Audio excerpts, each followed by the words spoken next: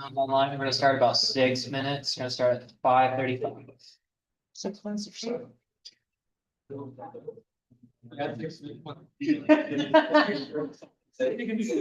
Now you're playing into it. Oh, you look so disappointed. So. Oh, it's not. I was just making 6-7 jokes over here. Only because you did it. Like you're unmuted, by the way. I know. Let the record show that's 6-7. That'll be.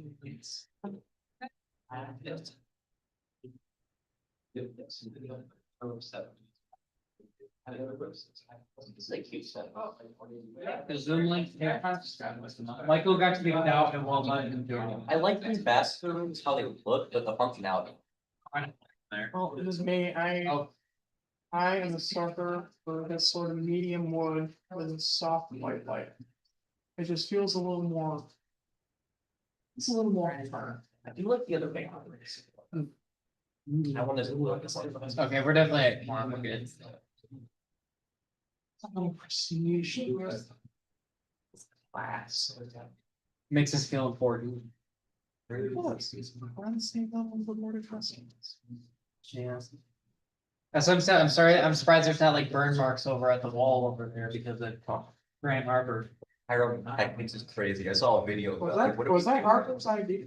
Probably. Yes. That seems like a Harper idea. I Yes, was, pretty plain. I was told it was rather toned down than the original. Oh no. So the original. I kind of want to see a demonstration of that. I was joking with Becky with her daughter too. She thought it was really funny too. Yeah, I think the fireworks inside, which is part that caught me from it. Does Javier get to be everyone today? If that's what's going on. Yeah, well, the name tags. Yeah, Marcus, what Beckwith is doing for tomorrow for our class is we're fitting our procrastination theme right now. We're putting off our paper that's due on Friday and going to the honors college. We're doing at 1:30 with Dean Harper. Yeah, that's valid. That's valid. Honestly, I didn't have class tomorrow. I don't know what Graham Harper's obsession with cake is usually. I will certainly not complain. Cake is good, but. There he is. I don't even know if I put his name tag out. I thought he would be virtual. Taylor, the name tags are underneath you. Yeah. Are they? And I'll see the hard people. If Michael's is in there, then that's just my bad.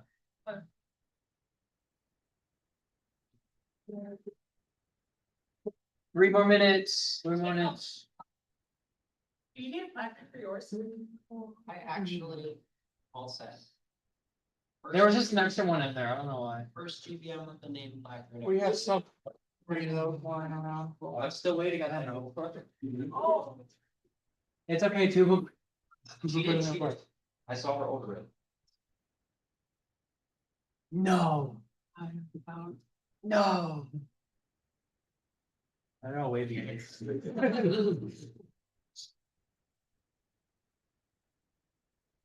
Thank you, Director Van Patten.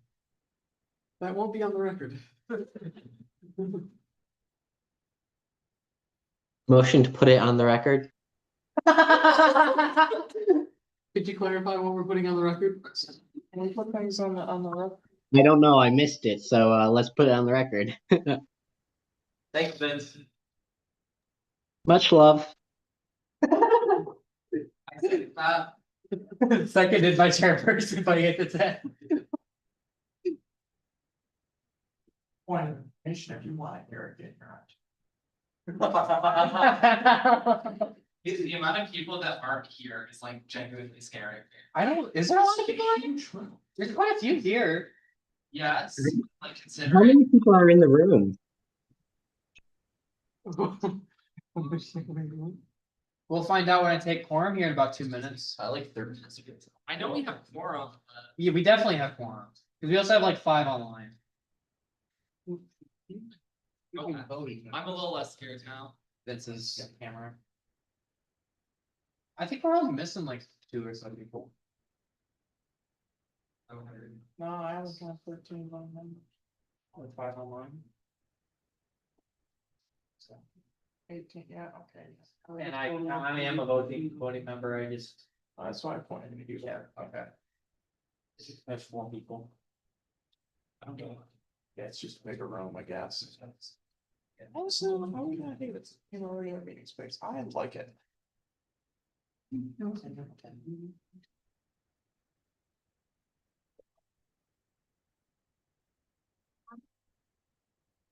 I have a question. Yeah, Why are there things that are there as a second reading under new business? that's a wonderful question that I don't know the answer to. What's put under? I just didn't know if there's like something. You have around the area that I your didn't reading, understand. that's supposedly a second reading. Right, and I believe that's a first reading. Wait, I also would like to correct that CR 1615 will be presented by Michael Maku now and not, this is Michael. according to the bill, it's presented by me. Do I have editing access? I do not have editing access. What are we trying to? The resolution says I'm presenting it still, even though the agenda Okay. reflects it accurately. Here, I'll take 2 seconds, that will be moved to old business. Oh, I'm sorry about that. Don't worry. Could I be added to the health emergency fund and the medical amnesty Let fund? me change Okay. that. Sure. Okay. And then you'll be first reading.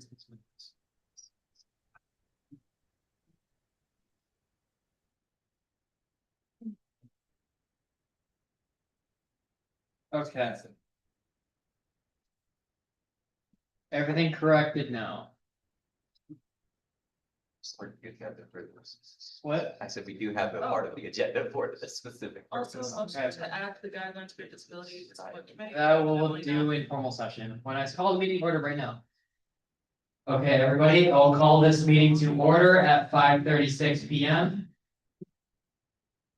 First up, we'll start with roll call. Hearing name, please say if you are present or present in voting. Majority Leader Brummer. Present. Chairperson Fayette. Present. Chairperson Valdez. Present. Chairperson Waters. Present. Parliamentarian Bella. Present. Legislator Black. Voting. Legislator Jeswicki. Legislator Bazai. Legislator Lunger. Present. Legislator Maku. Legislator Markowitz.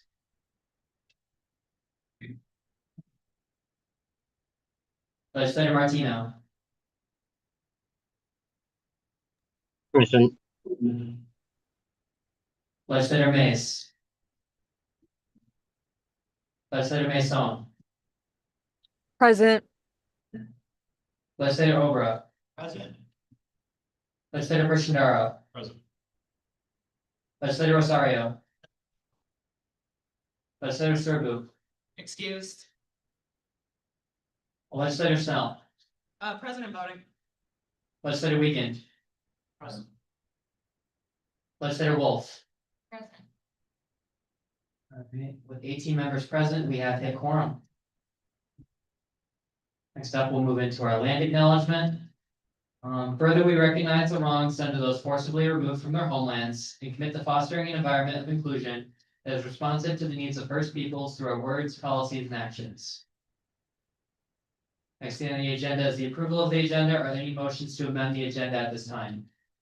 Legislator Snell, Motion to add guidelines for the Disability Equity and Empowerment Committee to the agenda. motion to add guidelines for the Disability Empowerment Equity Committee, by Legislator Snell. Seconded. Seconded by Chairperson Fayette. Chairperson Valdez, can you please add those guidelines to the agenda? Right away. Are there any other motions to amend the agenda at this time? Seeing none, we'll enter into a voice vote. Are there any nays at this time? Any yeas? Yay. All right, with that, I'm just waiting on Chairperson Valdez to add it to the agenda. Can someone send the link? I just have the PDFs. Um. Find that for you.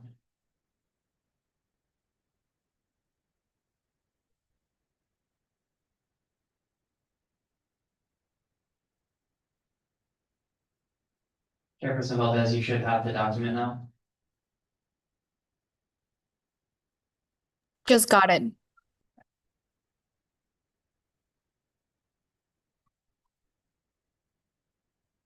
Seeing as he has entered the room, legislator Markowitz, are you present? Present voting. Present.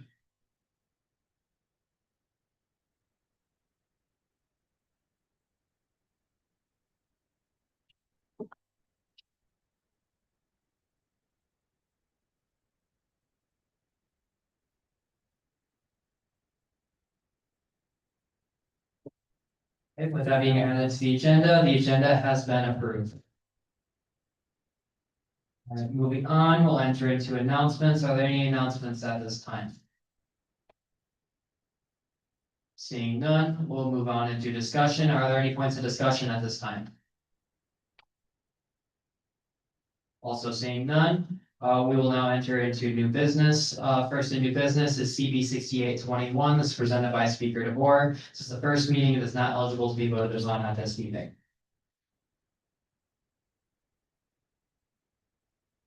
Okay. Yeah, allowed to present one. Okay.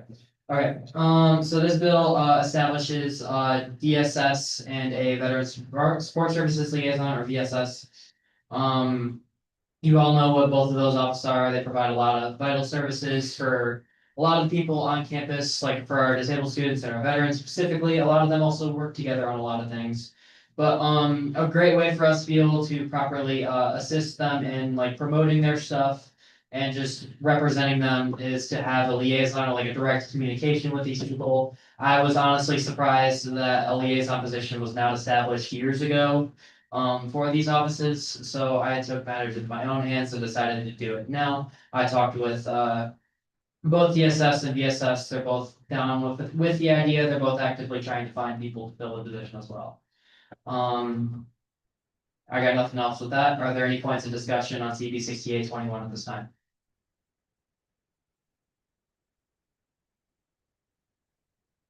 Seeing none. Move on to the agenda. Next up on the agenda is the guidelines for the steering committee. This is presented by Chairperson Valdez. This is the first reading. It is not eligible to be voted upon at this meeting. Chairperson Valdez, you have the floor. Thank you. Okay, so I wrote some guidelines for the steering committee, represented by me. See, so the operations of the steering committee would be, the first point would be the steering committee must have a minimum of 2 days to read bills, excluding weekends. So the new deadline for submitting agenda items will be Thursdays, 11:59 p.m. And you will be notified if approved or delayed by Friday from noon till 4 p.m. So I chose Thursdays, 11:59, so I can do it Friday, and it can be sent out throughout Friday. So you can have either part of Friday, part of the whole day of Monday, and part of Tuesday. Um, okay, so the second one would be general body meetings must consist of a maximum of one speaker and a combination of max of 4 bills or 4 resolutions. So one example would be 3 bills and 1 resolution, or 2 resolutions and 2 bills. The third point would be the steering committee can't remove agenda items. They can only have the power to delay them for 1 GBM. I don't think it's fair if we delay them for like more than 1 GBM. It has been done in the past, and I apologize if I did not put it up. It's really hard to keep track of everything that you guys want me to put up, but I promise I'll be more organized. That's why I am including this in the steering committee guidelines to just delay them by 1 GBM. So the last one would be proposals should be submitted with whatever number of the bill resolution that you guys want to do. So the steering committee can label the number of the bill as needed. I've had a few bills or resolutions that the name of the document is probably 6815, but when you click on it, the title on the document might be 6816. So people get a little bit mixed up of on how or what number is next, what bill or resolution. So please name the bills and resolutions with the right number. If you don't know, you can check past agendas. And if you happen to have the same number as someone else, just agree on who wants to go, who wants it to be first or not, or second. So the membership of the steering committee is the membership of this committee must consist of a minimum of the chairperson of the steering committee, and any member of the student congress has the ability to join this committee given that they are approved by the chairperson. So, do I have any questions? The legislator Black.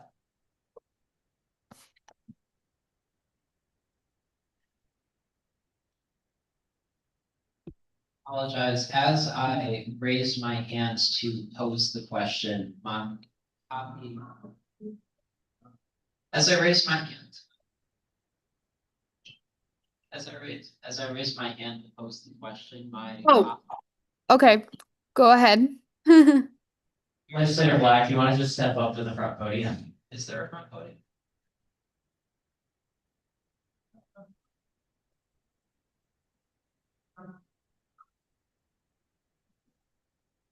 Testing.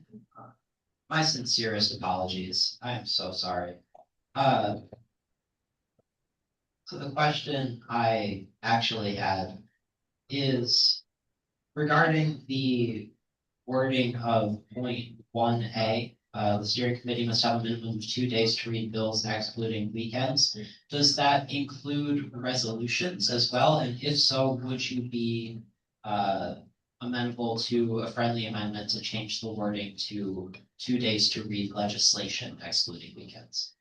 Yes, I'd be open for that, and I will specify that bills and resolutions. Okay, the only requirement here is for the bill to be completed. If you want to change a few things, that's fine. But I've gotten bills and resolutions where almost nothing is written down and they write it on the weekend. And I don't think it's fair because sometimes you might have some time on the weekend to check it out and there's nothing written on there, or it's not finished, or maybe you changed your mind about your bill and you want to change directions, and I've seen that happen a lot. So that's the only thing. If as long as you have everything completed and everything ready to go and you want to make a few adjustments, that's okay. Okay. Then my other small question was regarding point 1C. The steering committee can't remove agenda items. They only have the power to delay them for 1 GBM.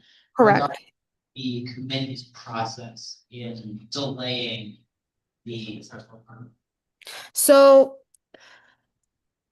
the reason why we would delay, I will include it by next meeting. So in the steering committee, we do a tier list. So depending of how controversial or how long the discussion might be for one bill or resolution, we tend to delay it. So the whole purpose of delaying bills is because we don't want it to go over 2 hours, for the meeting to go over 2 hours. So we try to have a good balance and not stay on the meeting past 7:30. So if I delay your bill or resolution or whatever item, I will let you know, tell you that I will delay it and I will put it up next meeting, next GBM. So everyone will be notified if delayed or approved. But I cannot delay it more than 1 GBM. If that ever happens, which I hope not, I have a new tracking system. Just let me know, yell at me. I will I will put it up. Thank you. Legislator Snell. I have a couple of questions. Earlier, you mentioned. We can't hear you, Mike, I'm sorry. Try the one down there. So they're either too loud, they don't work out. It's possible. Does this one work? Oh, yes. Not really. Caleb, can you use? Here, I'll just. That works. I could do the walk around too. That's me, plans. You stop red flag me. Not the podium, and there's some of the J. Okay, is this one working? No. Yes, no, Is it on? Is it on? It's on. you have to project quite squarely. Well, she's tapping it, that's not doing anything either. Yeah, no, it's not working. Okay, that's so fun. I think the transcript is picking you up if you wanna If you try try, projecting from there. or you could just come up to the Okay. computer. Does it hear me now? No, No, just come up to. it does. Well, the transcript. It can carry. Okay, for all speakers, just for the sake of the minutes, please approach the computer before speaking. Thank you, Speaker DeFore. So Carolina, my first question has to do with what you said earlier. I believe you meant when speaking with Legislator Black, in return to what you said for point 1A. Is there any way that you can get that? It was either 1A or 1C. Is there any way you can get that in writing for starters? I cannot remember what explicitly you said though. If there's any way we can get someone who can give a summary of what that was, I would appreciate that. Notification about a delay on a bill? No, it wasn't notification. It was just. Chairperson Valdez, did you get the question? I think it was if I would be open for a few changes on the bills or resolutions if they're already added to the agenda. That was it. You said somehow, some way, you were talking about adding things to the agenda and that they must be finished. Is there any? I know that doesn't follow historical. Oh, I understand what Is you there any mean. way you can Yes. add that to your guidelines that all Yeah. agenda items must be finished? Yeah. Okay. Let me put that in writing. Second, the other thing is, I know the bylaws state that the director of internal affairs must have the agenda out by a set date. Is there any way you can get a specific date in writing in your guidelines for having the agenda finished? So that way we can have an exact date on when to expect the agenda. Yes, I could make a time work. I could work a time, sorry, my wording. Yes, I can make that happen. I'm just trying to get a time down because what it usually happen right now it's pretty vague because what usually happens is sometimes when I say, "Hey, can you send it at this time?" it doesn't happen. And when I say that Friday from noon till 4 p.m. is because my steering committee has to meet with me to make the agenda. And sometimes they're not available at an exact time. So that's why I put a gap between noon and 4, because those are the times that maybe they can meet. I don't want to make this decision alone. So I want my committee to be there just to organize everything in the most efficient way. But if you let me talk to my steering committee and set a fixed time, then I can have a time where it will be out a definite time by next meeting. All right, can you just get that updated and reflected in writing for next meeting? Yes, I can. Thank you. I yield. All right. Assistant Chair LaBelle. Thank you very much. Sorry, I'm just reading something really quickly. Okay, so I did want to say this isn't really a question, it's more so an opinion on 1C. I personally, having experienced lots of Robert's rules, experienced lots of the bylaws, I'm very against the steering committee being able to delay agenda items. It's very against what Robert's rules says. According to Robert's rules, to my understanding, of course, I'm not in a position to make those rules. The steering committee doesn't explicitly have that power, and the delaying of agenda items can only be left up to a vote of the general voting body. And I just think that's very I don't want to say, I'm certainly the way to word this, it's not in accordance with Robert's rules. And also, with 1A, I did wanna say, I think the specific, the specifications of like Thursdays and Fridays is a little unnecessary as the meeting days we have change on a semester basis. So that entire little timeline can be maybe relevant, and of course, that doesn't really matter, because it'll function the same way regardless of how the wording works, I just wanna get that out there. With that, I yield. I should specify the term, like from like ending at this semester, this will be the like the times the agenda will come out, and maybe next semester they'll change, and I'll update the um guidelines. And yes, I agree with you. Maybe the wording for point C isn't the best. What I'm trying, I mean, correct me if I'm wrong, but I can delay them a little bit. I can't do that. That sounds kind of, it's a question. Yes, I'm asking a question. Is anyone?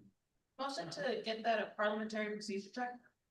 The parliamentarian as well. Awesome, thank you.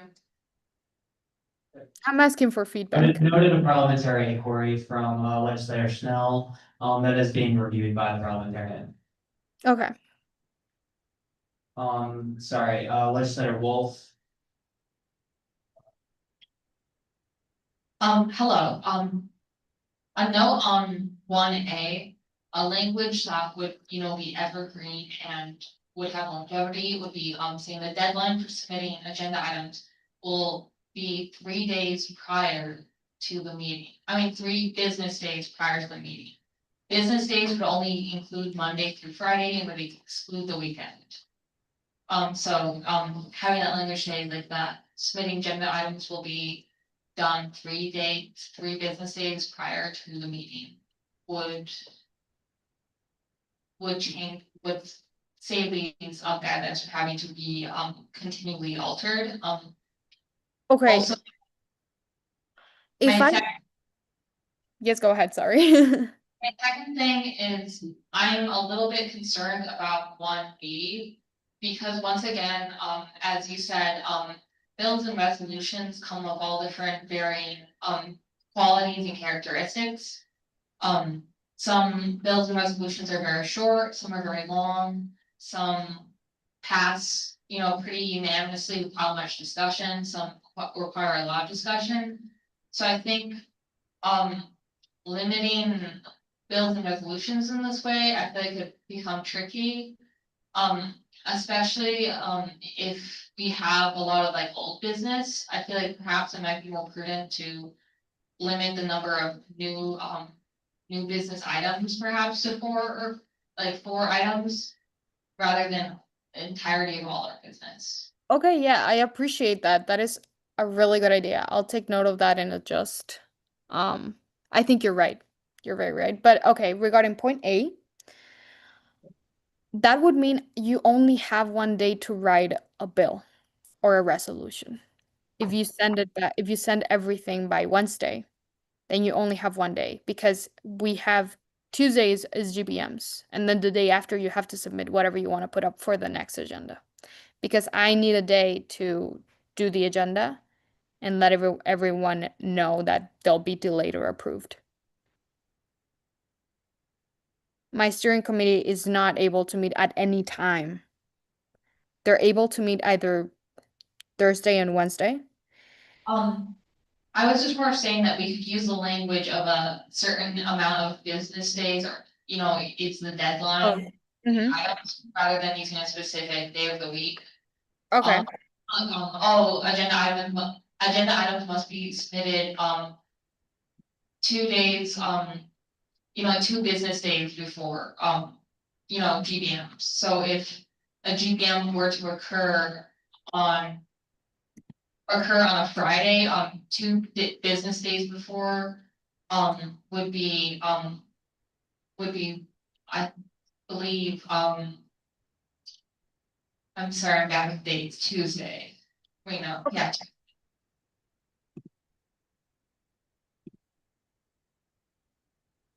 Someone who's better with like days of the week, can we get a check about like whether it be 2 business days or 3 business days? I yield. As a point of order, legislator Beza, are you present or present voting? Alright. Parliamentarian Bella, did we have a ruling?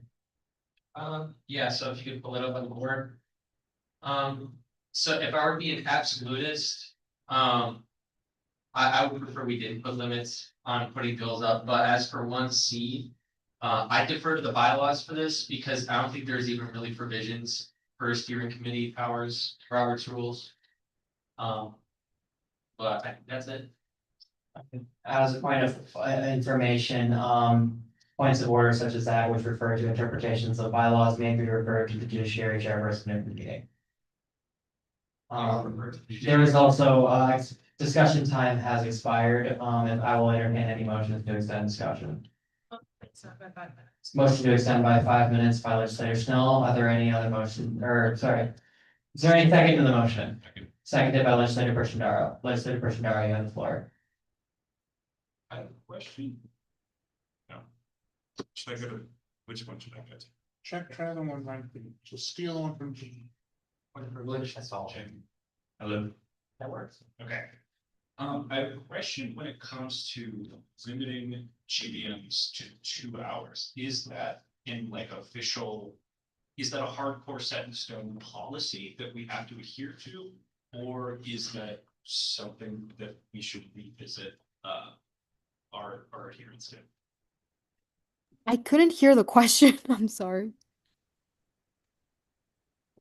The limit of trying to limit GBMs to 2 hours. Is that a set in stone policy that like we have to adhere to, or is that something that we should revisit or like gauge popular opinion on? I think we should revisit that. I don't think that's set in stone, but I think we should revisit that. I don't know. Point of information offered by President Johnson. So it is not a written official policy, it has just more been the student congress standard. Because we have to balance, GBM time with everything else we require you all to do throughout the week. So I mean, if we'd like to extend GBM time to say 3 hours, we then have to factor in. You will all only get 1 hour to do all the other stuff you've got to do throughout the week on top of classes and whatnot. Then we also have folks who attend the meetings that aren't voting members. And we try not to want to hold them hostage for too long. So it's, to answer your question, it's not an official thing that we have to do. It's just more been our standard practice for that reason. Yes, and I think it's a preference because if you hold them for too long, we might lose quorum after. They'll leave because they have other activities outside of student congress. That's true. Legislator Schnell. I was going to try the ones on the back. I think those are them. Hello? Oh. Wait, actually, where's, oh my gosh, thank you. Yay. Works a little bit. Or slow enough. No, over, no person. Okay. I also just had a quick question about that maximum combination of 4 bills and 4 resolutions. Is there any way you can put in writing if that full 4 bill limit includes first readings? Because, for example, a first reading of a bill, there's no voting, so therefore it won't take much time. Or is that maximum 4 bills on second reading? And 4 bills or 4 resolutions, or can we get clarity on that? Yeah, I will specify that by next meeting because it is a lot that I have to revisit. I will have that information by next meeting and I appreciate all the feedback. I will take it into account. I'm taking notes about this and I will adjust everything. You guys are not fully like in agreement. Yes. I think someone else has a question. I can't see who it is. Legislator Pershandaro. Yeah, if I may comment on like President Johnson's previous comments. I would push back on limiting GBM time on the basis of it limiting legislators' other powers during the week. Because in my experience, like between GBM and legislature meetings, if I'm doing any additional work during the week, like it is unpaid. It's beyond my 4 hours. So I don't think it makes that much of a difference. As a point of information, we're focusing currently on the guidelines for the steering committee. This may be discussed as a further discussion point later in the meeting. Chairperson Valdez, we are ruling. Or sorry, not Chairperson Valdez, Chairperson Fayette is that. Yeah, so in appendix 1, 9C7 and subsection A. May not determine whether proposed business should be on an agenda if all the following apply. The order of business does not contravene the policies of the University Student Congress as set forth in the University Student Congress Constitution. These bylaws are by an act of the University Student Congress Legislature. And this is under the guidelines of the steering committee. Therefore, I would rule this against bylaws. All right, so with the ruling of the judiciary chairperson is 1C is out of order and unconstitutional. Okay, I will change that. Thank you. Discussion timer has once again expired. I will entertain any motions to extend. Motion to extend by literally 30 seconds. Motion to extend by 30 seconds by legislator Snell. Is there any seconds? Seconded by legislator Chairperson Fayette, then legislator Snell. I also was just wondering if you would, never mind, you actually corrected it. Awesome, thank you. All right, are there any further points of discussion on the guidelines for the steering committee? Seeing none, we'll be moving on the agenda. Next on the agenda is CB 6819. This is presented by legislator Snell. Legislator Snell, you have the floor.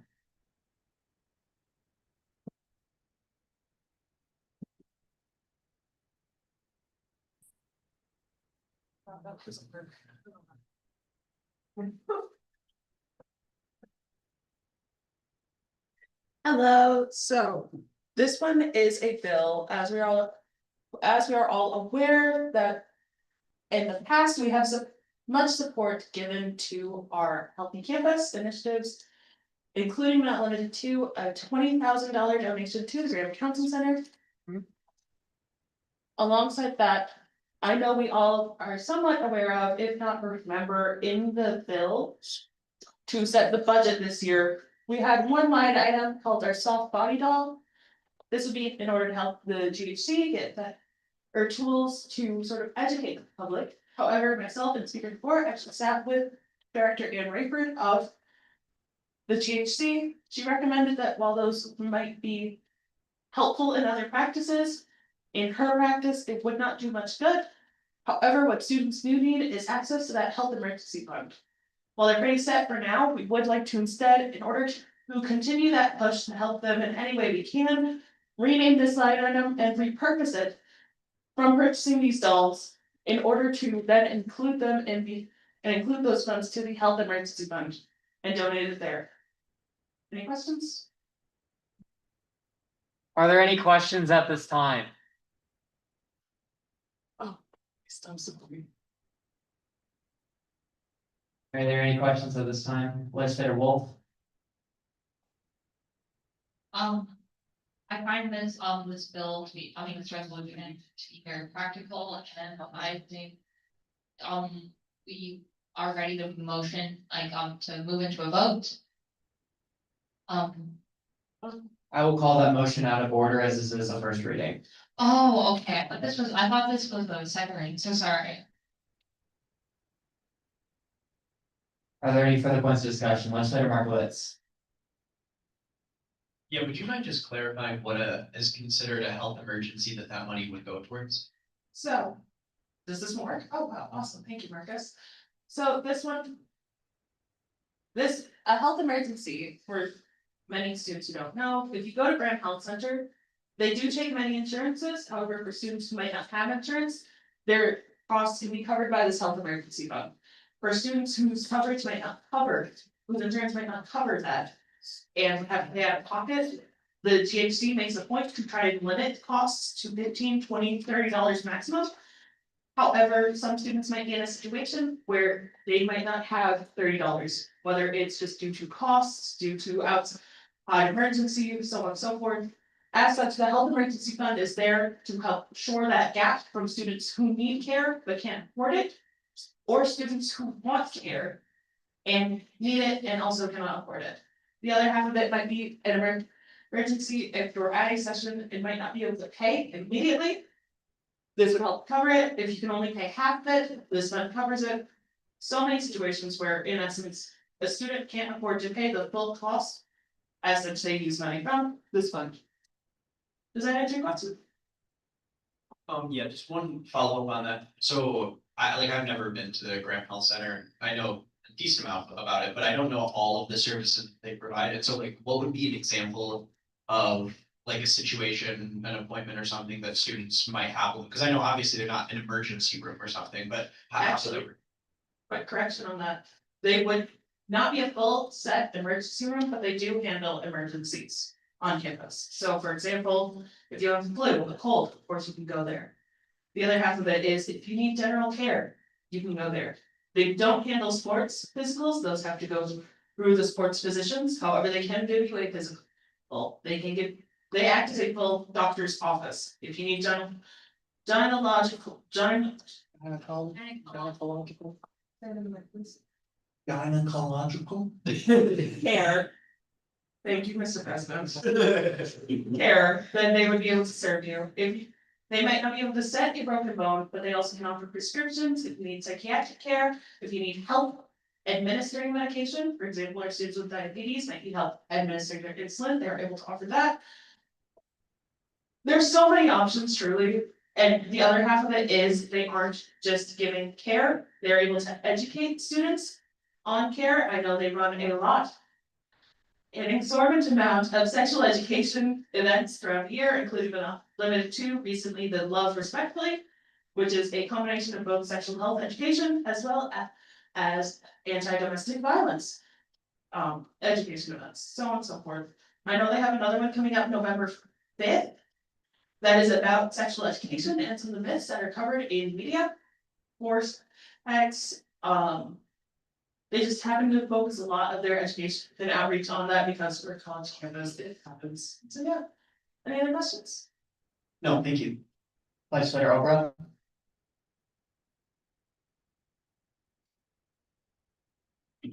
Yeah, as someone who's personally, I guess, taking advantage of the health emergency fund, I think this is a great idea. If you don't know, we have a certain amount of free counseling sessions at the GHC that they offer, and if you go over that, if you are unable to pay whatever like amount that is, they allow you to like have your session paid by that health emergency fund, which is just yeah, just another example of that. I think it's a great idea. I yield. I just want to correct real quick. We no longer do counseling through the health center. That's actually moved to the Grand Counseling Center, and 2 years ago, we gave 20,000 to that fund. Are there any other points of discussion at this time? Advisor Miller? I just want to clarify that the amount of money being allocated is $20,000, and I wanted to know if that has been reviewed with your OUSC budget at this time, that it accommodates the 20,000. 20,000 is what we did 2 years ago to the counseling center. We are only giving $300 to this fund, and it's already been allocated out to our soft body doll initiative. It's already in the budget as labeled under GHC soft body dolls. We are just renaming and reallocating the same amount of money. Thank you.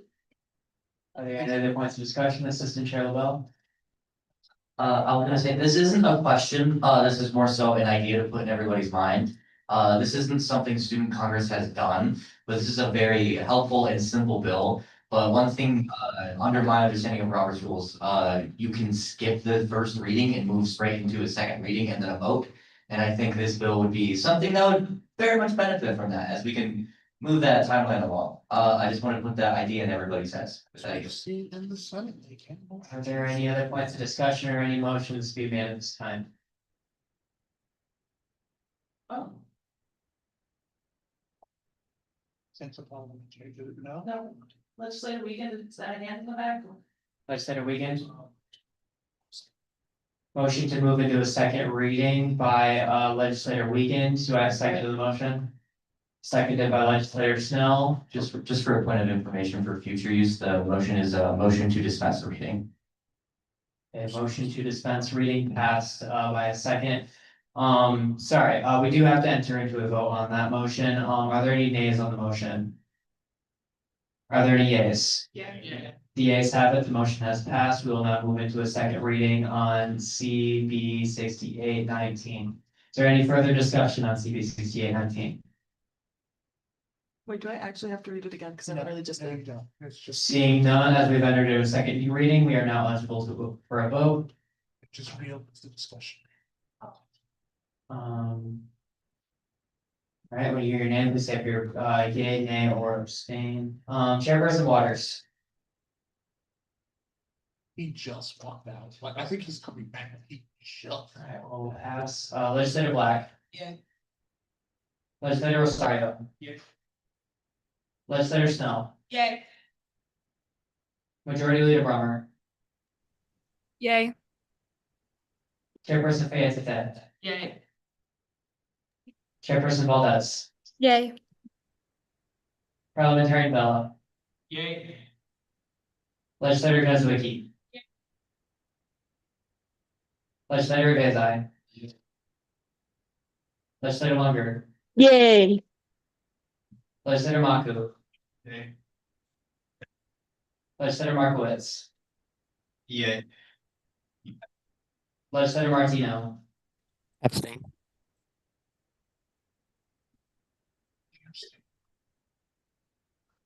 Legislator Mace. Didn't hear you. Legislator Mason.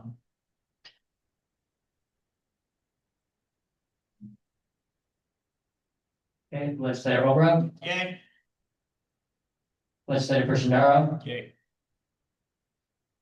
Legislator Weekend. Yay, and I need to take up.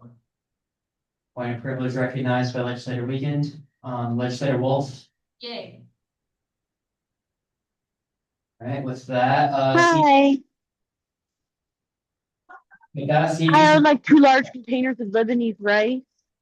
Legislative Lunger, can you please mute your mic? Yes, I can. All right. That being said, CB 68 or CB 6819 has passed. All right, moving on the agenda, we have the guidelines for the Disability Empowerment and Equity Committee. This is presented by, actually, I do not have That's the access. question you were asking. I have that. Ah, I was gonna request it from yourself. Is this not a second reading? This is a first reading. It is not eligible for a vote.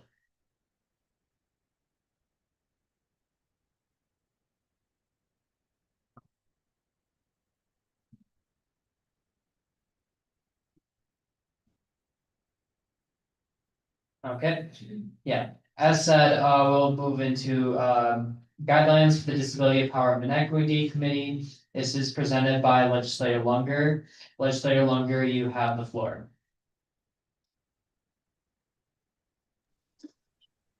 Hi, this is hold on, let me pull up my document real quick. Give me a second.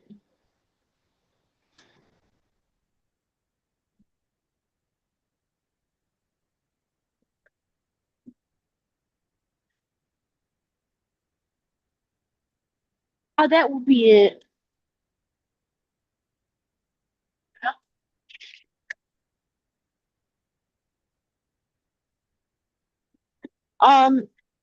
This is the operational guidelines for the Disability Empowerment and Equity Committee. There will be no minimum or maximum membership requirements for this committee. The committee shall have open seats for the following organizations: the Disability Support Services, OU Cares, Best Buddies, Future Leader Dogs at OU, Active Minds, the Counseling Center, Academic Success Center, and Beth Wallace, the Associate Dean of OU Libraries. And it's pretty much, you get open floor, there's an open floor session. Members of the committee will present issues and action items to the chair they wish the committee to work on at future meetings. Committee should meet minimum one time per month. The committee may be dissolved at any time, provided the following conditions are met. The guidelines are pretty much the same as for any ad hoc committee. Does anyone have any questions? Alright, Legislator Snell? Hey, Legislator Lunker, I know we talked a bit about it in the over text earlier. Can you get into why Beth Wallace got a specific open seat on the committee? Well, she asked for one. She's really passionate about disabilities, and she asked for a seat. Okay, is there any way that we can just extend? Is there any way we can extend a seat without having an open seat for her? As to my understanding, open seats mean that you kind of need those people to run the meeting. Or at least need the representative in order to keep the meeting going. No? Open seats are not required to meet either quorum or anything else as stated. So you can take her. I can offer a follow-up to what you say. President Johnson. I will say, especially for a longevity standpoint, it might be easier to focus on organizations as opposed to specific people. That way, if that person can be involved at one point in time, if it can't at another one, it doesn't screw up the guidelines for the committee as a whole for that person's involvement to not be there. It basically offers you a bit more wiggle. I will yield now. Legislator Longer, please grant the chair of this meeting editing access. As I don't need editing access, no. Don't you own the document? Wait, I do. I'm sorry, y'all.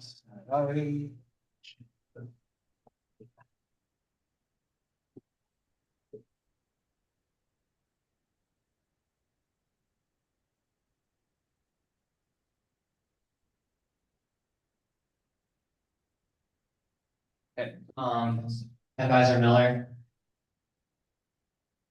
This is just a suggestion, if Beth Wallace is very passionate about being involved, why is she not invited to be an advisor, like, have the other two advisor things?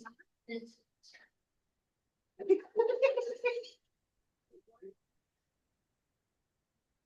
Legislator Longer, did you get a question? No, I didn't. Advisor Miller's question was, let's see, the suggestion if Beth Wallace is passionate about being involved, she could be involved as an advisor, as you currently already have two advisors on the committee, Laura White and Brian Wigman namely. Yeah, that would work. She could be an advisor. All right, will you entertain a friendly amendment to do that then? Yes.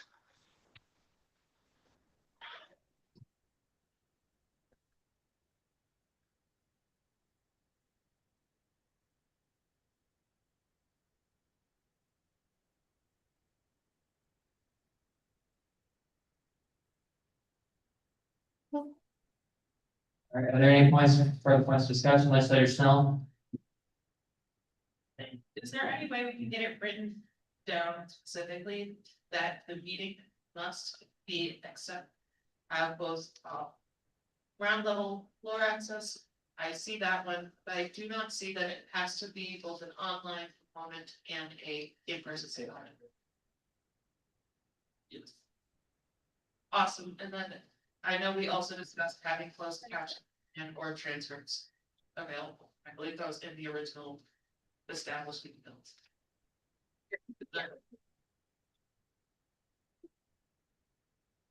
Legislators asking if you may specify that transcripts be made available.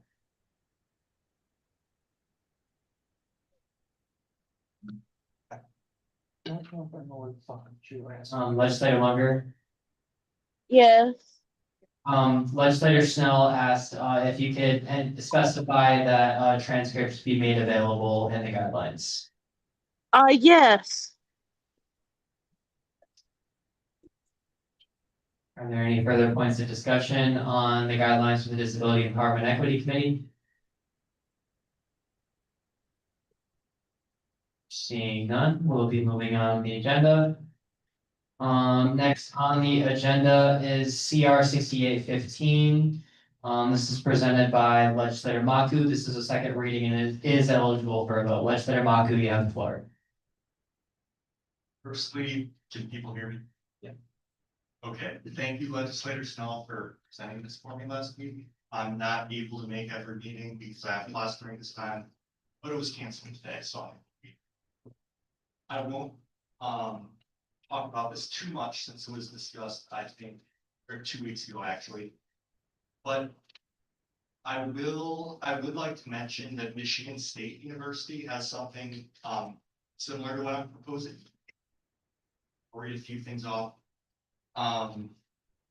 So Michigan State would be my standard for medical MSD protections at the university level. If you are caught intoxicated at MSU because you called emergency services, you will be required to attend a one-on-one appointment with the counselor and a drug or alcohol workshop. But your parents won't be notified. The incident will not affect the student's academic or disciplinary record. There is only one scenario in which a student could be punished. And that's if they fail to attend the one-on-one appointment with the counselor, or fail to attend the drug or alcohol workshop. There's also no limit to how many times someone can declare medical amnesty. And yeah, so my goal, if this resolution is passed, is to meet with the provost and the director of housing to get these assurances down in the student code of conduct and in the, right here, student code of conduct, and then this assurance in the housing handbook. So are there any questions? Advisor Miller. I would, friendly amendment that the dean of students office with the code of conduct is probably already incorporated into it.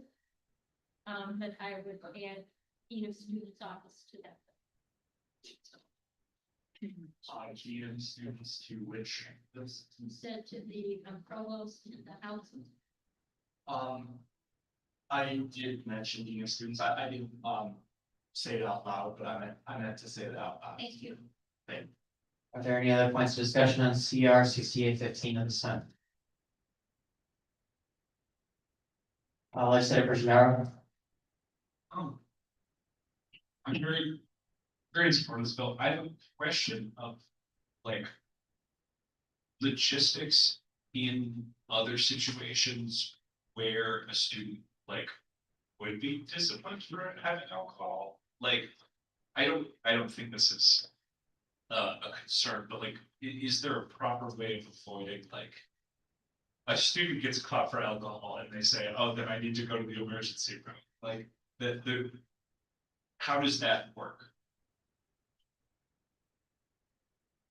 Legislator Maku.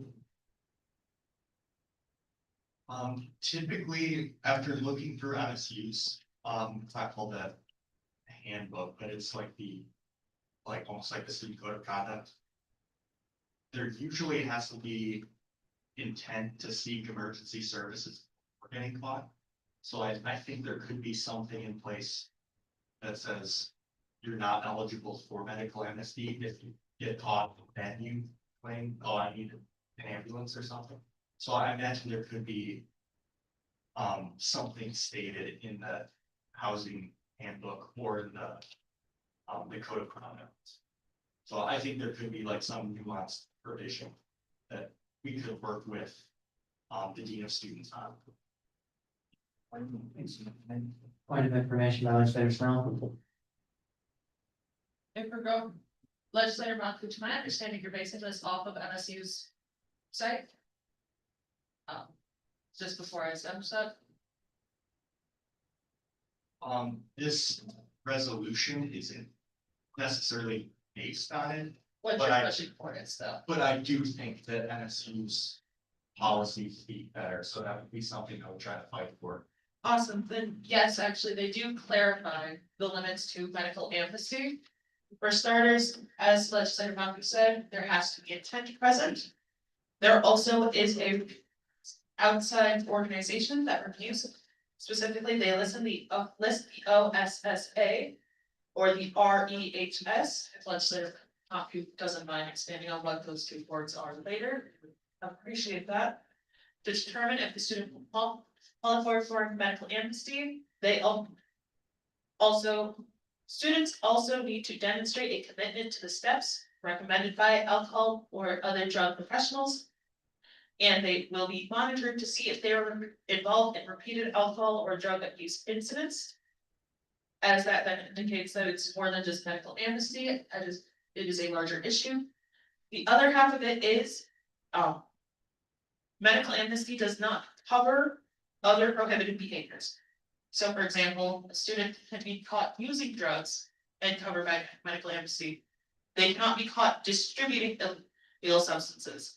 They cannot be caught hazing using illegal substances. They cannot be caught committing domestic violence, sexual misconduct, physical misconduct, harassment, so on and so forth.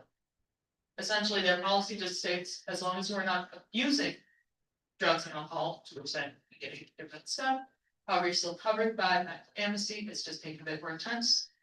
You also cannot have actions that harm other individuals. Legislator Mays. President Shadaro, if you pass the mic behind you.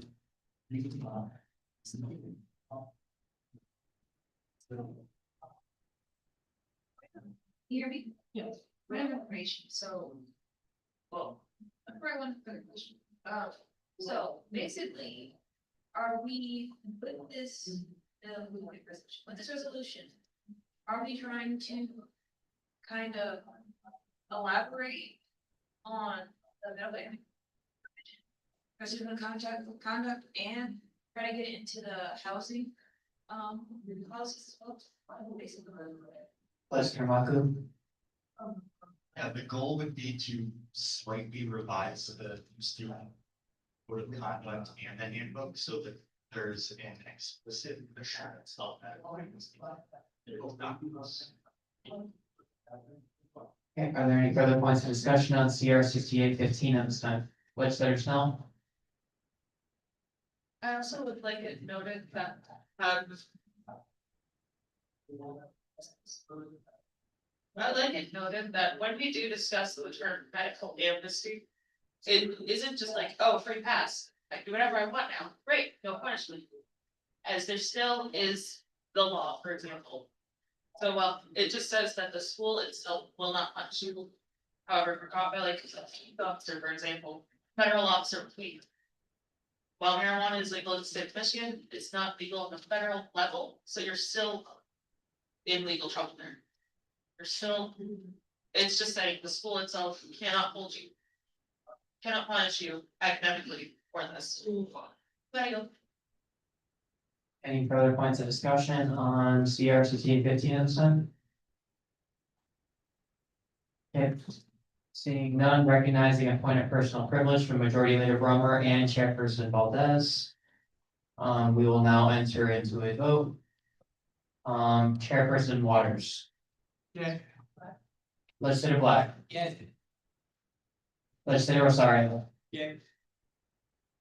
Legislator Snell. Yeah. Oh, Chairperson Fayette. Yeah. Parliamentarian Bella. Yeah. Legislator. yeah, Legislator Lunger, may you please. speak? yay. And recognize a yay vote from Legislator Lunger. Legislator Jeswicki. Okay. Yeah,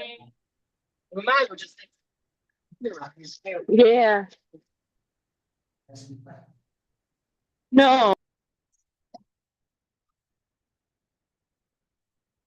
Legislator Vezai. Yeah. Legislator Maku. Legislator Markowitz.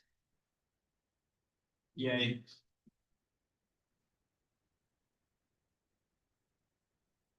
Legislator Martino, Yay. Legislator Mays. Legislator Mason, Yay. Legislator Obra, Yay. Legislator Christian, Yay. Legislator Wolf. Yay. Wow. All right, with that, CR 6815 has passed.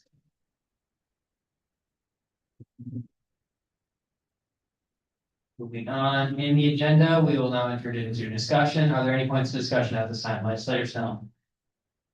I'd like to. Hello? Okay. Sorry about that. I'd like to motion to reopen the discussion that I believe both legislator Nishidaro and President Johnson opened earlier, which was discussing that hard set deadline of 7:30. I believe that is a discussion that both deserves to be had and we should make space for, and since we have approximately an hour by the current standard of 7:30 to discuss. Now would be like a perfect time when we're all together to discuss it. Now entered into discussion on 2-hour meeting times. Legislator Christian.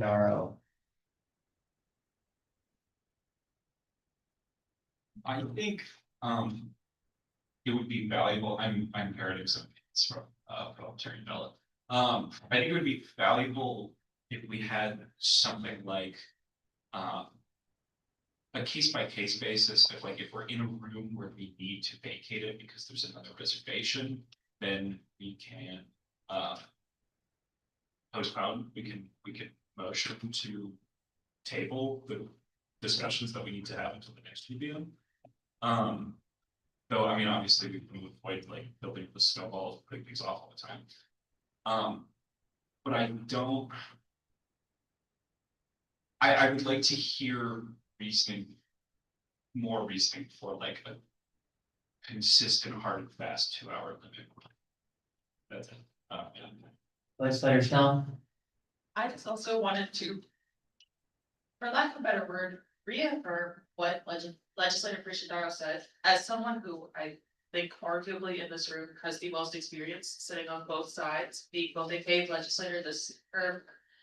And since January of last term, up until literally day one of the new term. Having sat in the gallery for the entire meeting. I recognize that it's in order to help keep students who might not be paid to be here present. I recognize that it is in fact a point. We try and not waste their time. However, if a student is passionate enough to show up, they will have the passion to sit through these meetings. They will find value in these meetings. And if our words have such little value, that even though we spend 3 hours on them, they still have students who are walking out because they meant nothing. That's not an issue of we need more time. That is an issue of we need legislators to care. With that, I also would like to say, we cannot keep reducing the time spent discussing things in depth. Because as mentioned during the discussion on the guidelines for this hearing chair, there are bills, there are some moments where yes, things need a lot more time.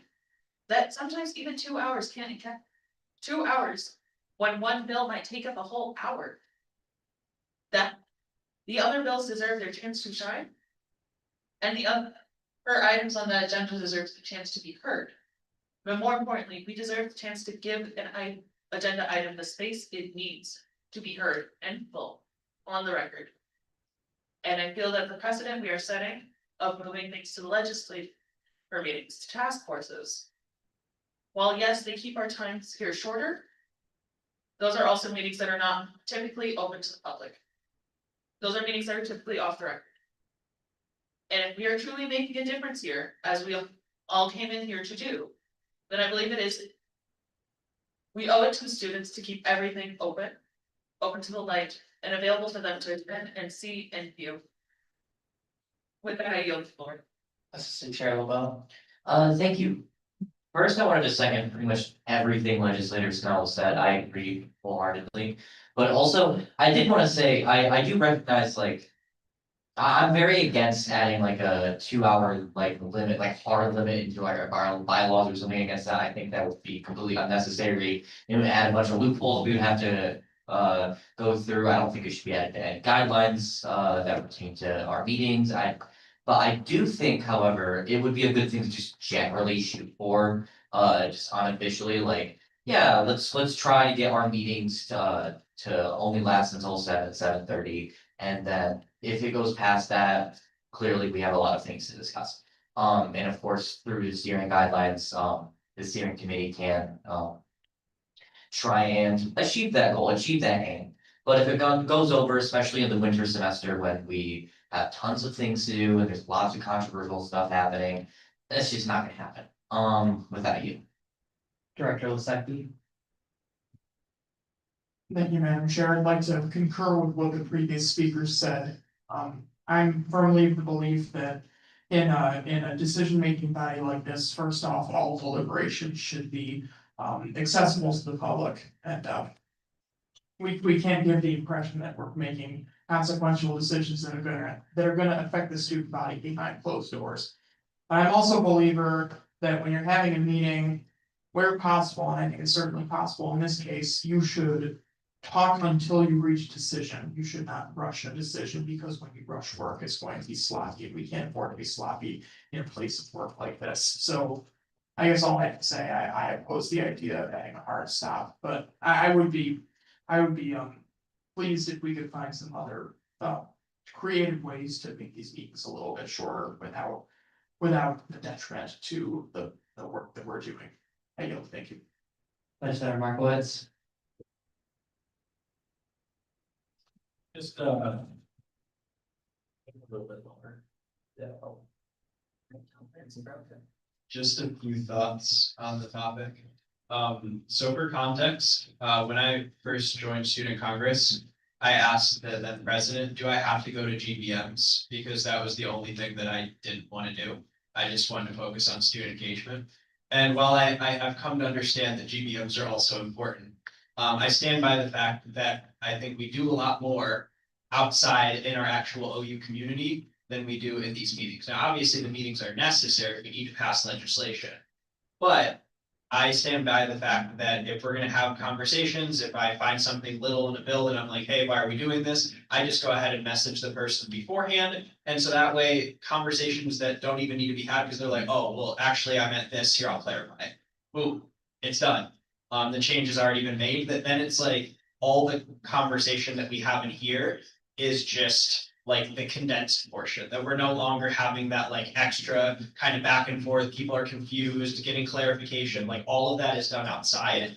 And to Director LaBelle's point, I think it's a great point. We don't need like a hard stop of 2 hours and everything stops then.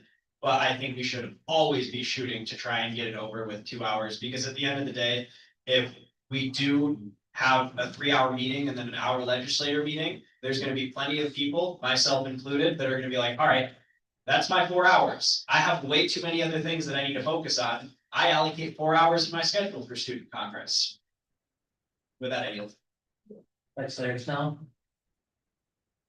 I'm sorry. Great, Nancy broken, yes. Thank you, it does make me feel better. Okay. And then maybe that.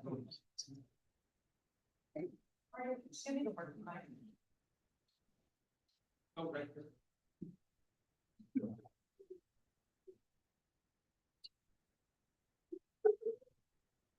Okay, getting back to topic, It's aiming towards the speakers, it's causing audio with the together now. okay. Is it working now? Okay, good. So before this thing breaks again, I also just wanted to point out, and quick question to Advisor Miller. I know in journalism, there are two big policies that we abide by and that allow our job to be done, and that is both the Open Meeting Act as well as the Freedom of Information Act. To my understanding, doesn't this body obey to both, which means that meetings where decisions get made and conversations where decisions are important decisions are being discussed must be public record, even if we do not do it in GBM directly.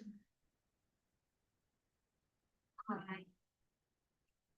don't want to say something in terms of something that probably needs to be accurately said. And I don't have that knowledge base and I don't want to mislead anyone. Awesome. Is there any way that we could both continue this conversation, but also get that? I have that down as to contact people. Awesome, thank you. That I yield. President Johnson? I was just gonna say, I think everyone's presented a lot of wonderful points here today, and I tend to agree with most of them. The only reason I never advocated for sticking to the 2-hour time limit is because I also have to remember, we are beholden to the building. So we may want to, have a long, robust discussion and debate, but we can only do so if the building is willing to give us the space for that amount of time to do so. And they want from us a concrete time of when we're projecting to end the meeting. And I never really know, as far as when we go over that 2-hour time limit, how long that's gonna go to. I could give them a 3-hour time limit. That might change our weekly reservations, but that's the other part. I also think we gotta remember, we have to go off of what the building is willing to let us do. And, sometimes that may not fall in line with what we want. If ifs and nuts for candies, or if ifs and buts for candies and nuts, what a wonderful Christmas we have. So, like I said, I am more than willing to talk with the OC Reservations Office and tell them, we'd like to see if we can extend our scheduled time. But as far as if we have to talk about more and go over, we just have to remember, this isn't our space to do that with. We have to go off what the building wants, they need, what the staff needs to do, and they have to flip things over, so I just wanna make sure we remember that. But again, I'm more than happy to, because the Host Reservations Office is also very flexible how they work with us. So I will toss that to you all for consideration and yield the floor. Director Lasecki? Thank you, Madam Chair. Building on what legislator Snell said, I had a feeling she thought I would. It's my opinion, has been for a while, it's not one I often voice, that we should get a very clear understanding of the degree to which we're subject to both FOIA and the Open Meetings Act. It's been my understanding so far that we are subject to FOIA, but that's not really topical here. Our relationship with the Open Meetings Act is kind of a question mark that should be turned into a hard stop period, in my opinion. If it turns out that we are subject to the Open Meetings Act, from my pretty robust understanding of that law, I think that the legislature meetings as we currently conduct them would not be allowed. I have information on that. Sorry, that's just exactly what I studied. So the Open Meetings Act. Oh my. Would you like to try that one more? Or take that one with you down there this year? This is our only working plank at the moment for the legislature, so I would like to leave it where it's at. As it stands now, our legislative meetings would be available to still be had. However, the only two big differences would be, one, we would have to open them to the public. That would mean anyone can walk in our legislative meetings, anyone can have a voice at its own point. Two, they would have to be recorded and made available after the meeting at some point or another. Three, as we transcribe them now, in order to then comply those recordings to the ADA, we would need a transcript and we would need captions on those videos. With that, I yield.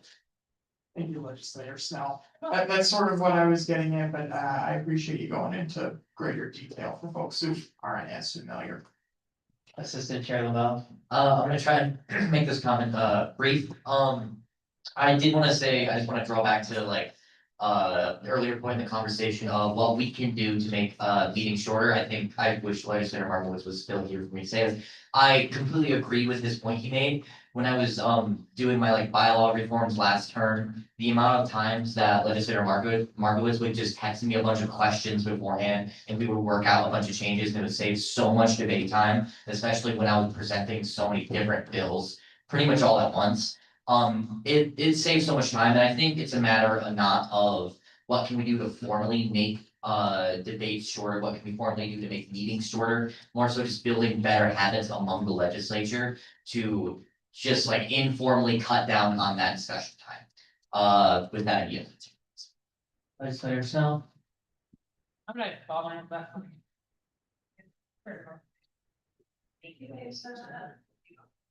Thank you, oh my gosh. Very fast. So with that, I would like to ask. President Johnson, since according to you, there's no real consequence to extending the meeting. Can we just change our reservation to 3 hours? Figure out where we end, then alter our reservations to that? I mean, if there's no real consequence to changing for 3 hours for a bit, figuring out where we're actually going to end our meeting time. Can we go by that? So that way, for example, we're not going to lock into, we have to have 2 hours. Because if we're starting 10 minutes late, maybe we need to leave until 7:40. If we're going to end like 30 minutes early, consistently, like, can we at least extend it to our maximum time, which is like 3 hour meeting? And then just cut back from there, rather than starting at, we're at 2 hours. Oh my God, we need more time, and we do not have it access to us anymore. Or like, is that something we could do in theory? Well, no discussion time has expired. I will entertain motions to extend. Extend by 10 minutes. Motion to extend discussion by 10 minutes by legislator Snell. Do I have a second to the motion? Second. Seconded by legislator Rosario. We'll now enter a 10-minute longer discussion. Director Lisecki. Thank you, Madam Chair. Building off this OMA talk, and I'm sure that I invite legislator Snell to check me on this, but I believe that in the event that we find out we're subject to the OMA, certain discussions of legislation in private channels like text messages may run a little bit afoul of that too. If I remember correctly, I think the city council got fined for doing that, but Point of information, actually. Hi, yes, sorry, again, this is just what I studied, fun fact, didn't know that. So, the thing with the Open Meetings Act. Technically, if we go in length. Without a bill. So, that means we cannot be hosting. Direct debate over the merits. The best way to explain would be an example. So for example, if on CR 6818, if I were to reach out to Assistant Chairperson Lavelle and be like, hey. I don't like this. Me and her could not go back and forth for 2 hours over text about it. And then come to the meeting and be like, okay. And then if I text, say that afterwards legislator Christian Doro, legislator Rosario, legislator Malku, and legislator Juzuki. Hey guys, we're gonna form a coalition if all of us are voting no. After this is what Chairperson Lavelle said. We cannot do that. What we can do. Hey, Assistant Chairperson Lavelle, I don't get what you mean by CR 6818. Explain it to me. That is okay. It's a very fine line, but questions are good. Actual debate, actual discussion, actual debate and formulating a vote en masse is not. With that, I yield. thank you, legislator Snell, appreciate the insight. I guess I should probably mention that. The legislator Snell has studied this, so she's very knowledgeable on this too, but. I have a fair bit of experience with the OMA, so I'm not like talking about it here, I have experience with public meetings. But I think this is just more reason that we should A, get a formal opinion from the university on whether or not we're subject to the OMA, and B, in the event that we do, we should probably have all these guidelines in writing, in a way that's easy for legislators to follow. I yield the floor. Parliamentarian Bello. Back on the topic of the meeting times, I wanna remind everybody the technological catastrophe that was like, I think it was 2 meetings ago, where he lost a full half hour of meeting time. It would be nice to have a bit of wiggle room if we would just schedule for 3 hours maybe. President Johnson? I'm gonna pull Bill Clinton and refer to my previous statement. I'm happy to call the OC Reservations Office and ask them if we can extend our current reservations to the 8:30 time slot instead of the 7:30 time. That's perfectly fine. Like I said, the only concern I would really have is whether or not that might change the rooms we're reserving to do so. Because I know where we're at is contingent on that time, but I don't know how much of a concern that actually needs to be. And I won't know that until I talk with them tomorrow. And as far as anything regarding the Open Meetings Act, I don't want us to go too far down that rabbit hole until we know we actually have to. But what I will consider this to be formally going on record, asking Advisor Miller if she will contact the General Counsel's office to see if we have to, because I know the University Senate, I believe, has to, and the Board of Trustees has to. But I don't know about what our relationship to the university is and whether or not we are required to. So I will go on record, formally requesting her to do so. And I'll call Katie in the OC Reservations office tomorrow. And I will chat with her about extending our reservations by an hour. With that, I will yield the floor. Legislator Snell? Thank you. First off, I also would like to acknowledge that, yes, this is what I studied. However, Director Lasecki has just about, if not a little under the same amount of experience in the OMA as I do. Oh, no, they are not just talking outside of their mouth, outside of their neck. They are in fact quite knowledgeable on it. Second off, I also would like to ask President Johnson, with that question about the rooms, would that then reduce the amount of gallery we are able to host at our meetings if we extend to that 3 hour time limit? Would the room that we get change so we could not actually have student feedback? President Johnson? That depends on if the room changes. I'm not gonna say pushing it an hour is guaranteed to move the room we are in. But it is a possibility. I don't know, and I won't know until I talk to the OC Reservations office about it. But it's not impossible that us changing our reservation may require them to have to put us in a different room, which might change the layout of the room and how many people we can have in there at one time. I will try to ensure that any room they put us in has space for a gallery, but it might look a little different as to how big that in-person gallery would be. Just depends on the space, truth be told. I agree with the floor. Legislator Snell? Thank you, President Johnson. I only ask because, well, yes, I'm sure we all can look to the back of our meeting right now, see that our gallery is very small. However, I do know that come winter, when the more controversial things go up, when we have our big ticket items, such as our current campaign with the data center, the menstrual product initiative, so on, so we can go all day for what actually gets it's going. We have a lot bigger gallery. So the other question I ask is, with that extended time period, with that change in gallery, would there be any way for us to request, say, a larger room when we know we're gonna talk about, say, I don't know, menstrual product initiative? Versus saying, yeah, we can leave it to when it's something like this, where we're not actually talking about something that's going to get a big student outcry. If we know in advance that we're talking about it with enough time to make such a request, I don't see why not. All right, thank you. Are any further points of discussion on the 2 hour meeting limit at this time? Seeing none, we'll enter back into discussion. Are there any further points of discussion raised at this time? Seeing none, we'll enter into Okay, we'll enter into legislative updates. First up in legislative updates is the Speaker of the Legislature, Speaker DeVore. Speaker DeVore, you have the floor. Thank you, Madam Chair.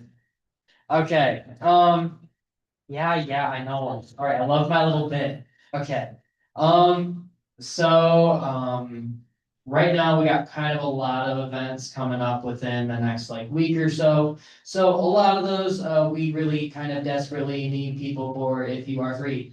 The one that doesn't need as many people, is Friday at 12 to 2. We'll be having our ballot initiative workshop in the Oakland Center. We got people from 5 different ballot initiatives along with Michigan Student Action and, Pi Sigma Alpha. Coming to just educate people on some of their ballot initiatives, kind of just, they can get some more signatures on their stuff, but just educate the general public as part of our civic engagement stuff. It's been primarily run by Majority Leader Brummer. If you want to come by, I very highly encourage you to do so. It's also been run by Director Lisecki. I don't want to forget that.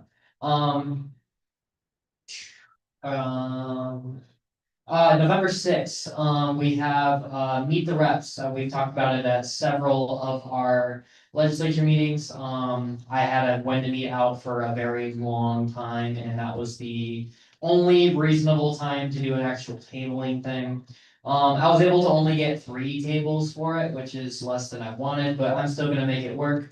You all should have access to the tabling and event sign up. If you don't, please let me know. Also, Chairperson Waters is gonna be sending it out after this meeting. But just sign up for that. We can really use people to help with that. We're gonna be having a table just with general OUSC stuff. We'll have our table with our giveaways. I got those tote bags, the pens and the stickers. Also just something to advertise all of the different ad hoc committees that we made. So we got 4 of those that people are actually legitimately gonna care about. Sorry, OUSC reform or SAB reform committee. I don't think too many people are interested in that one. From the public, not from within us. I'm sorry, it's an internal thing. My bad, my bad.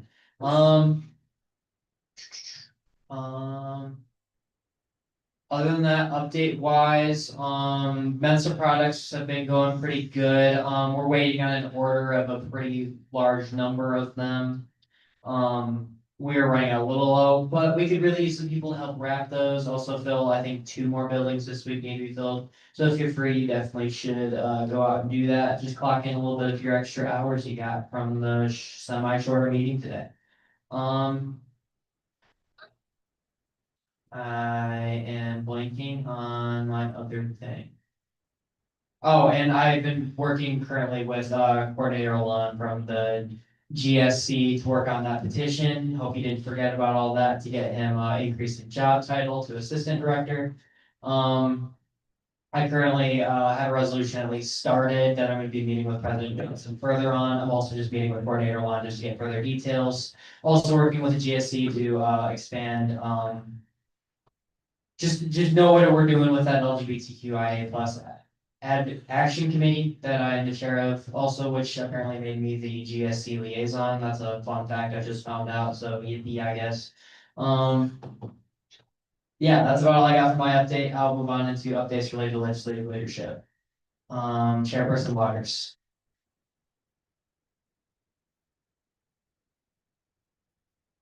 Oh, okay. Alright, it's not gonna break. 100 hallways. I need people for it. I have not seen many people sign up for it. If you are free at all, from like 1 to, I believe 8, please sign up for it. I need people to help set up. I need people to be working the event. Yeah, and I will send out the form to sign up for it after this meeting. Dry run. Yeah, and we're gonna be doing a dry run as well, which will be after GBM, next GBM. So if you are interested at all, please keep that in mind. I can send you I'm gonna send the thing into the Slack. And I will be taking personal privilege the rest of the meeting. Point of privilege recognized. Also, just a point of information, Haunted Hallways is October 30th, Thursday next week. Yes, thank you. Any further updates related to legislative leadership? Chairperson Fayez is that.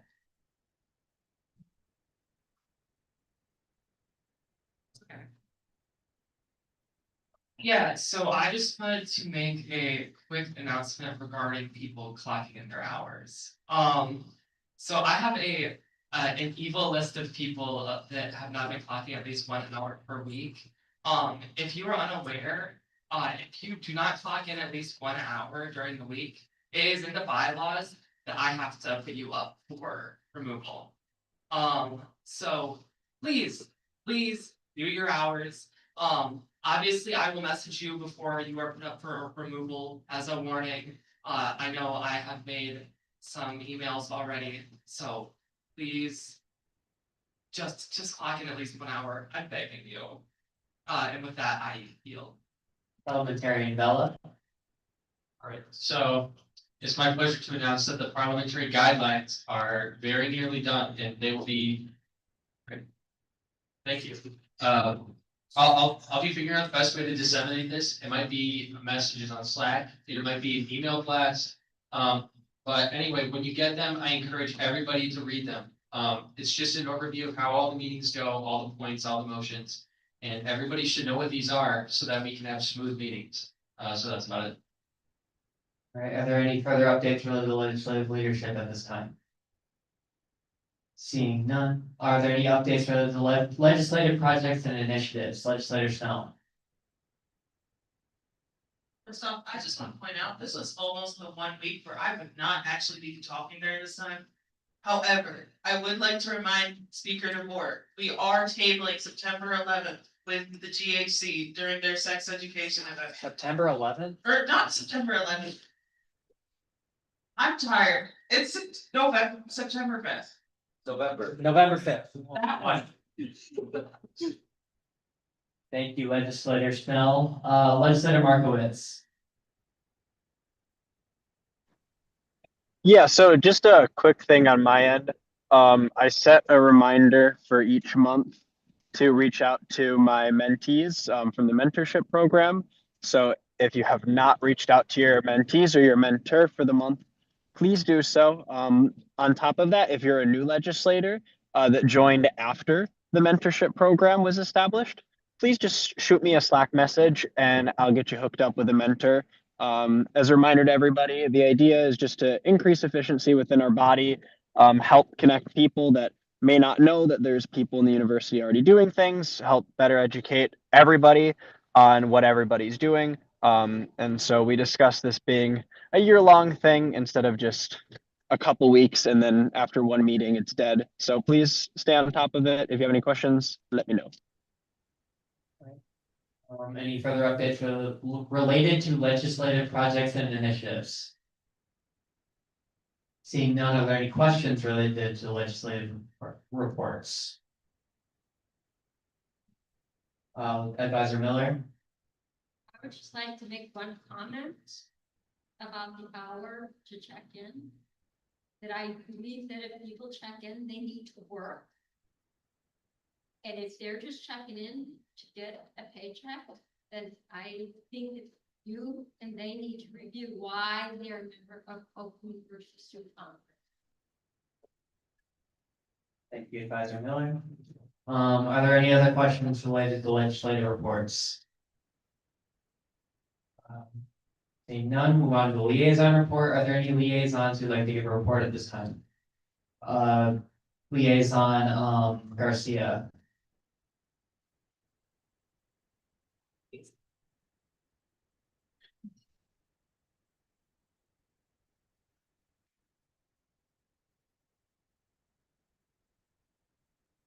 Hey everyone, it's really nice to see all of you. There was a board of trustees meeting on October 17th. So I'll just go over really quickly what happened in that meeting. During the president's report, President Peskovitz talked about a new basketball facility that was constructed on West Campus, which looked pretty impressive. She also gave an update about state appropriations. It seems like, you didn't get a increase in there was no increase in base funding, but there was a one-time increase in funding, a 2.1% increase. Next, she talked about a couple of new positions that were added in administration. For one, there's a new chief marketing and communications officer, and also a new Chief Community Engagement Officer. You might know him as Dave Julio. So those are two new positions that we'll be seeing very soon. And then she also talked about a new Master's of Physicians Assistant Science program. One of like the biggest things that happened at this Board of Trustees meeting was the renaming of the Honors College because of two donors who had previously donated they had it. Oh, okay. I'm sorry. Let me start over on that. Two donors, Donna and Walt Young, who have been previously involved with OU by helping a lot of students study abroad through their endowment fund. And they donated, I think it's $10 million to OU. And so they renamed the Honors College to the Donna and Walt Young Honors College. So that was pretty major. It's the first time that we named a school like that. So yeah, I think those are all of my updates with regards to the Board of Trustees meeting. I think those are like the biggest things that popped out to me, but please let me know if you have any other any questions about anything that I just said.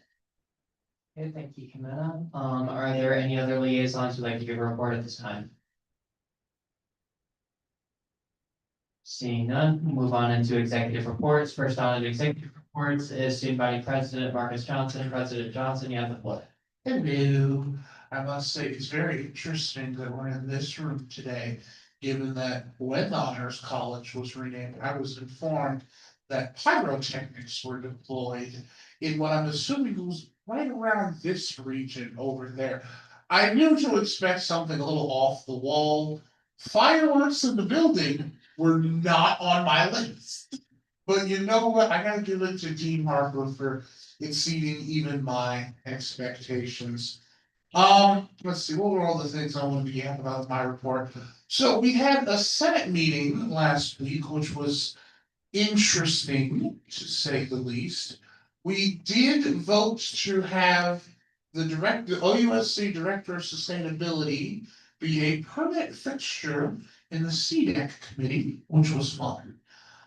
We also discussed and voted on the creation of an artificial intelligence committee. Now, this one seems to be a bit more of a hot button issue because, like everything else at this university, a lot of individual groups were creating little AI councils and committees and task forces. So in the Senate approach to this idea, a lot of people were saying, well, we don't need to do it because, all these little groups are doing it. To which then some senators said, well, it's because all these little groups are doing it. There's no centralized group connecting all of them that explains why we need to do it. So I have to say, we now have the university a Senate standing committee on artificial intelligence, which is going to be very, very fun. We also had an e-board meeting yesterday, which I enjoyed. We were able to steal the Mac in our room, and that was fun. I got to discuss what I'm calling the cabinet exchange program, where I'm going to send some of my cabinet directors to relevant members of the OU cabinet for like a shadowing mentor experience. It'll be fun. We all had a good chat over that. Let's see, I'm trying to think. Oh, also, I do hope you all enjoyed the fall break. Hope you all took a little bit of time to yourselves because we all could use it. And I hope you did well and or will do well on your midterms, because I know those are either coming up or have passed for some people. Mine have already passed, but I know some people still have some to go. So I wish you all nothing. I know you all can red flag your midterms, it's okay. But I wish you all nothing but the best on those because sometimes they can be pretty rough. I have a chance to chat with the provost this Friday, which works out well so that I can present to her the resolution we just passed today. I will try, Legislator Maku, to see if I can't set up an opportunity for you to discuss it with her at length. But I figured if I'm already going to be in her office, I might as well put it on her radar that it's something we discussed.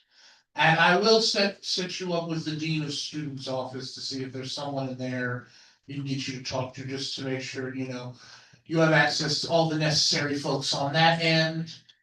I'm gonna let Director Losecki reveal that piece of information, since we found that out today. And, well, I already mentioned the events, and I'll let Director DeMond mention the other event happening next week to yap with you all about too, so I don't wanna steal everyone else's surprises. I do, oh, you think you had something to add, speaking for him, okay. I think that is all I will yap with, oh, and I guess since Vice President Matthews is here, I'll speak on behalf of her too. So now she's coordinating with SVP for like an end of semester holiday video from us to the student body. So we will see how that goes. Apparently they're putting together a storyboard, so I will look at the storyboard. Oh, okay, good. And we will, well, I will let you know. It was initially supposed to be a beginning of semester thing, but then it got pushed because a lot of other things happened. So now it's becoming into the semester project. Other than that, I don't want to speak too much about what Vice President Matthews has been doing, because I already spoken everything we've been doing together. I will yield the floor to the E-Board now. All right, are there any updates related to the e-board projects and initiatives? Director Losecki. Thank you, Madam Chair. So to start, the exciting news that we got today, we have obtained the necessary parts and the vending machine is getting fixed. We should have it in our possession, for lack of a better word, in the span of a couple weeks, and should have that up and running soon. Seems like something folks are really excited about. I'm glad that we'll be able to get our supplies out to the student body a little bit easier. I'll give you folks updates on that as it goes. Another thing that I've been working on, and I'm actually working on as we speak, is trying to tamp down all the spam that's been going on in the Discord server and sort of carrying out some better administration of that thing. I really would like to get a little bit more actual student engagement. We've got, swear 100 odd people on this thing by now, yeah, close to 200. Or at least 170 in the Student Congress Discord server, and no one really seems to say anything, so I'd like to do some work on getting that picked up a little bit. If anyone has any suggestions, I'm more than willing to entertain them and see what we can do.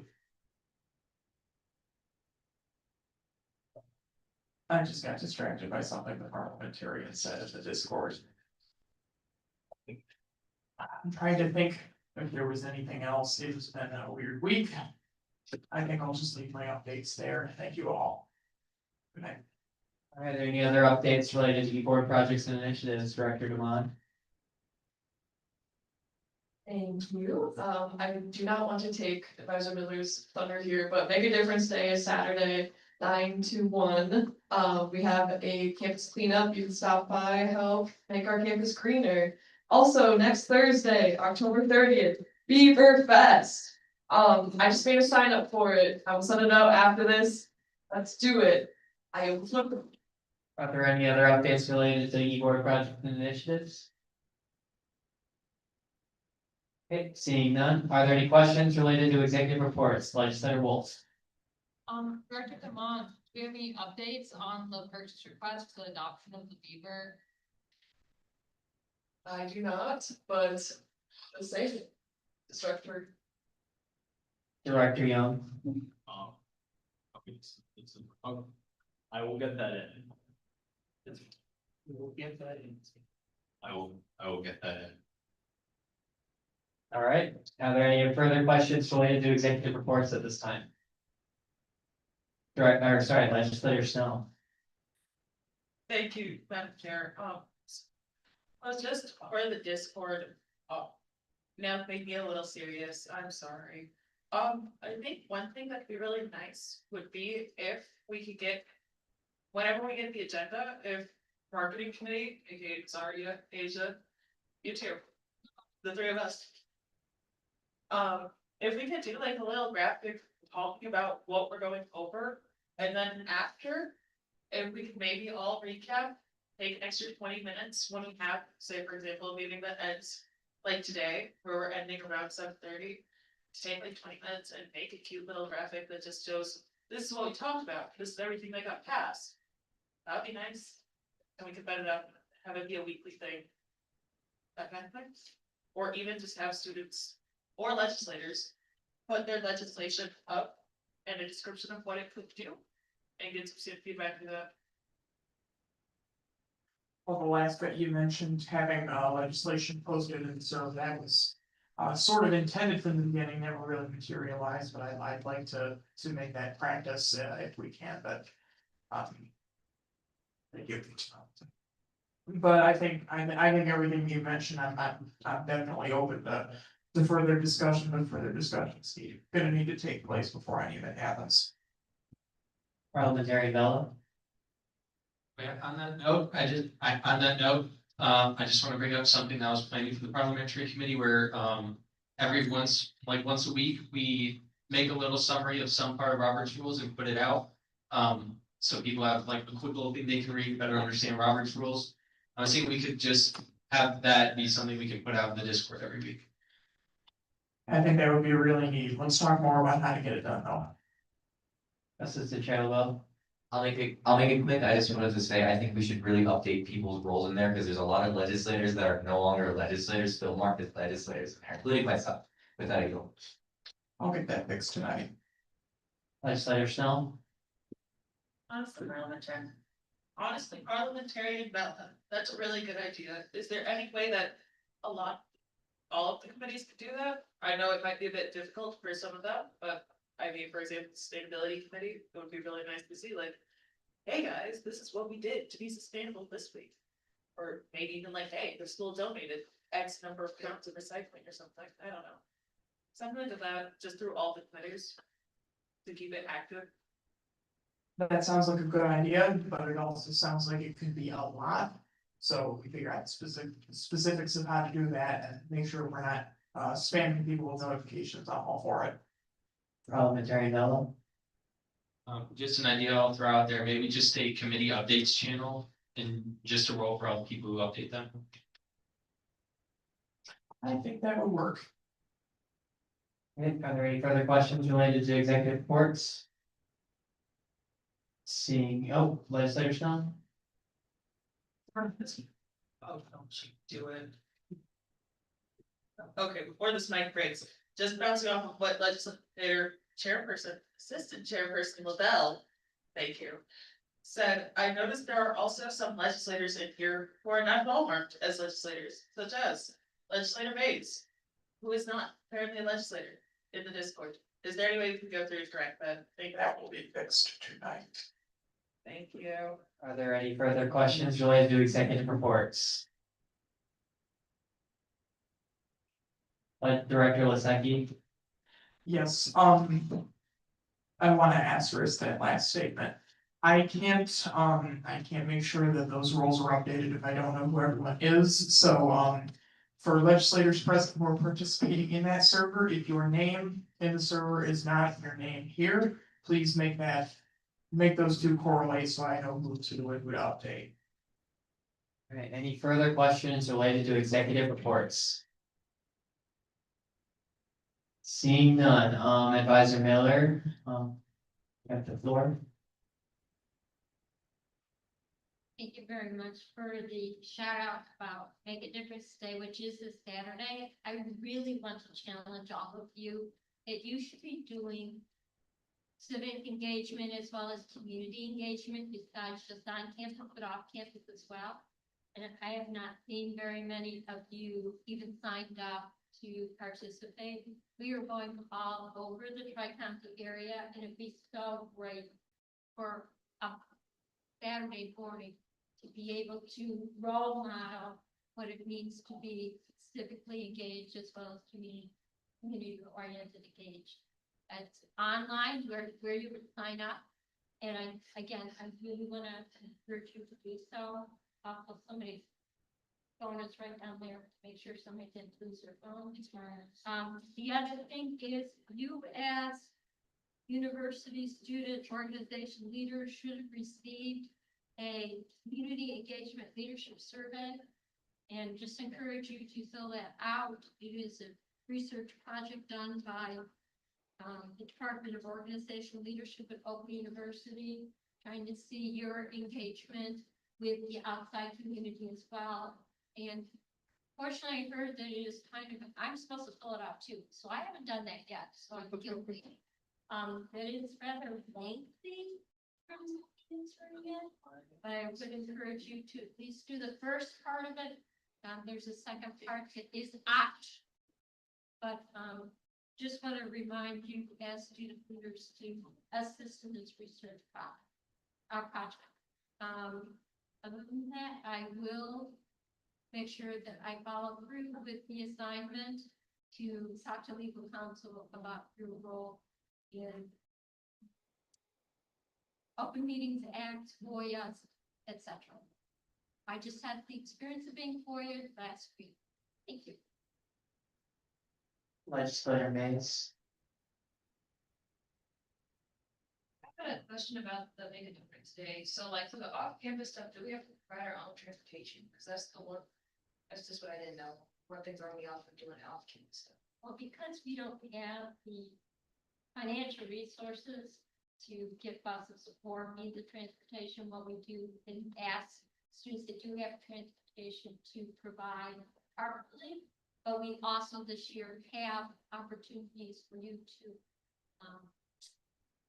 do service on campus as well. And the director of sustainability is one of our individuals that is going to be in charge of the campus cleanup. And so you do have that opportunity if you don't have transport. Director Lasecki. On that note too, if you can't secure a carpool, SMART is also an option. All but one of the routes that serve campus do run on Saturdays. It is a very sustainable way to get around. If you got questions, I can answer. Moving on, we'll go into comments from the gallery. Are there any comments from the gallery this time? Seeing no members of the gallery. Are there any announcements at this time? President Johnson. I don't have an announcement. I'll be ready to go. Oh, all right. Well, seeing no announcements, we'll adjourn this meeting at 7:25 p.m. Want these? I was. Those are for traffic. Have a great night.